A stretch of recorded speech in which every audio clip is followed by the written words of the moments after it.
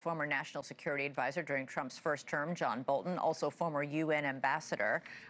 So, Ambassador, what do you know about the Ayatollah's son? Well, he has long desired to succeed his father, and if you go back 6, 7 years ago, was waging a campaign such as one does in that regime to be the successor. He was opposed by a lot of people who thought he was not competent, not bright enough, not able enough to succeed his father. And indeed, one of the reasons that they made an effort actually to set up an alternative line of succession through the presidency to elect an Ayatollah as president, who could then naturally step from the #2 job to the #1 job, expressly to stop Mojtaba. Now, that president, unfortunately, had his helicopter crash into a mountain, and he was succeeded by the current president, Pezeshkian, who is not an Ayatollah and therefore can't succeed. So I don't think Mojtaba is going to be elected easily, and if he does, in a way, I think that's good, because I think there will be enough dissatisfaction among other Ayatollahs and other parts of the regime that will help the process we want to see here, which is the regime fragmenting at the top. Mojtaba, you say many inside Iran thought wasn't competent enough or bright enough to lead. Does he have, does he have any education? Has he ever been outside Iran? Does he, what is his biography?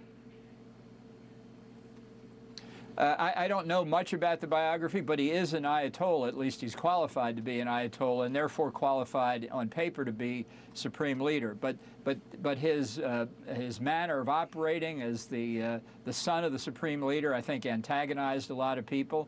And the very notion that they would be establishing a hereditary succession sounds remarkably like the Shah's. Right. And I think a lot of the other Ayatollahs didn't like that idea one little bit. So he has close ties to the Revolutionary Guard. Many say that's a sign that hardliners would continue their hold on power. He also has an agenda for revenge. It wasn't just his father who was killed in the first strikes of Operation Epic Fury. His mother was killed, his wife was killed, and one of his sons was killed.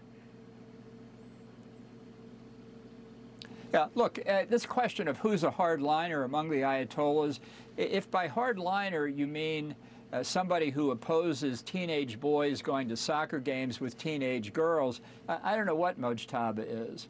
Ahmadinejad, an earlier president, was known as a progressive because he was perfectly content to allow that to happen.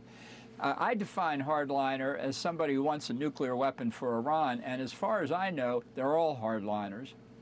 So is there any chance, first of all, I'm fascinated by this, campaign to support him. This feels very odd.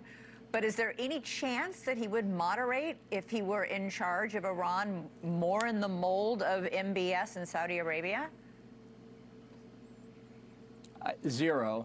Look, everything we know about the younger generation of Ayatollahs is that they're just as extreme, maybe even more extreme, than the elder generation.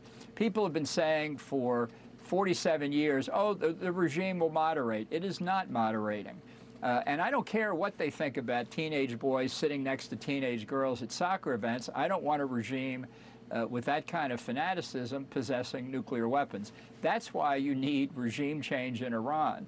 And it's misdirection to say we just want to degrade their nuclear weapons capabilities. Until this regime goes, whoever replaces the Ayatollah Khamenei is going to go back to trying to achieve nuclear weapons, supporting terrorist groups and terrorist activities around the world. It is the regime that's the problem. It's not one person. It's their ideology and their belief system. Yeah. I wonder why the president doesn't just say that. Regime change, that as clearly as you just did.